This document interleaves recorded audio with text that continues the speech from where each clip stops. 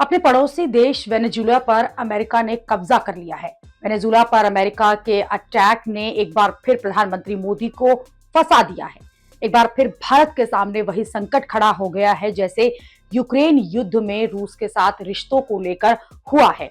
ये संकट क्या है ये आपको बताऊं उससे पहले देखिए कि कैसे भारत को छोड़कर बाकी ब्रिक्स देशों ने अमेरिका को खिलाफ मोर्चा जो है वो खोल दिया है।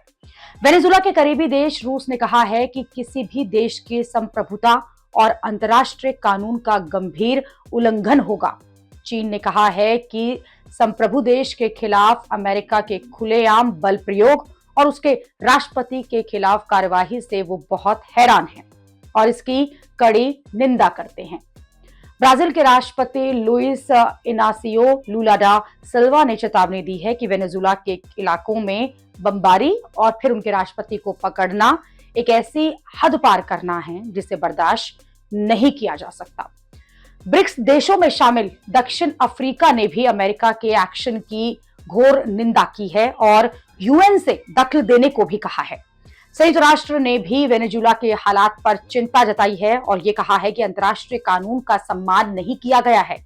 चीन और रूस को भड़का तो लाजमी है, जबकि दूसरी तरफ ब्रिटेन से लेकर यूरोपियन यूनियन हर कोई जो है इस बीच रास्ता लेकर नपी तुली प्रतिक्रिया दे रहा है। लेकिन इसी बीच ब्रिक्स देशों में शामिल भारत का भी रिएक्शन आ गया है। विदेश मंत्रालय ने वेनेजुएला के हालात पर चिंता जताई है। भारत पूरी तरह से हालात पर नजर बनाए हुए है।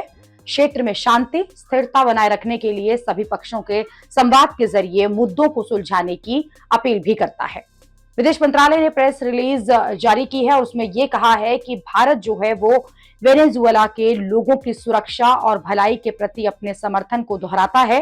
यानी भारत ने वेनेजुएला पर अमेरिका की जो कार्यवाही है उसका न तो समर्थन किया है न ही विरोध।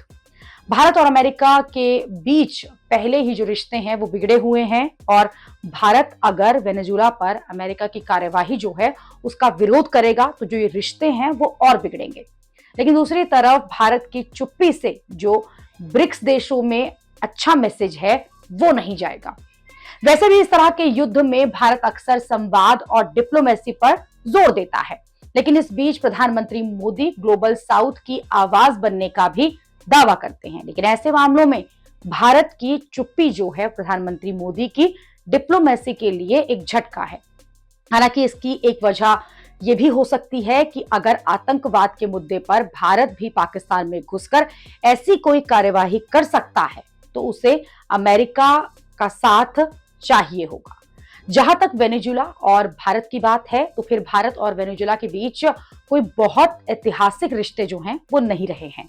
वेनेजुएला में 100 से भी कम भारतीय रहते हैं और साल 2019 तक की अगर बात की जाए तो भारत वेनेजुएला से थोड़ा बहुत तेल खरीदता था, लेकिन अमेरिका के प्रतिबंधों के बाद वो भी बहुत कम कर दिया गया। हालांकि भारत ही नहीं, G20 के ज्यादातर देश भी अमेरिका के खिलाफ खुलकर नहीं बोल रहे हैं।